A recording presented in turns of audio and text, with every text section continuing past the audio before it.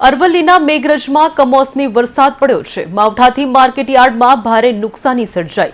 માર્કેટયાર્ડમાં ખરીદેલ મગફળી પલળી ગઈ છે। ખેડૂતો રાતે મગફળી લઈને માર્કેટમાં આવ્યા હતા, જ્યાં વરસાદની આગાહી છતાં મગફળી ખુલ્લામાં રાખવામાં આવી હતી।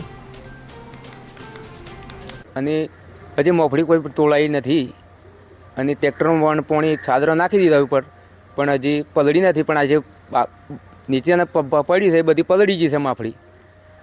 વરસાદના કારણે કયા કયા પાકનું નુકસાન?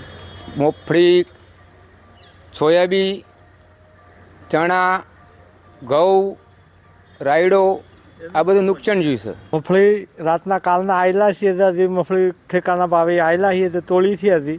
વરસાદના થોડો આવાજ સાદરો નાસીની ડોચી છે, હજી તોડીથી અમારી મગફળી વરસાદ અરવલ્લી જિલ્લામાં આવેલા કાલના મેઘરજ તાલુકામાં તોડાવવા માટે ઠેકામાં।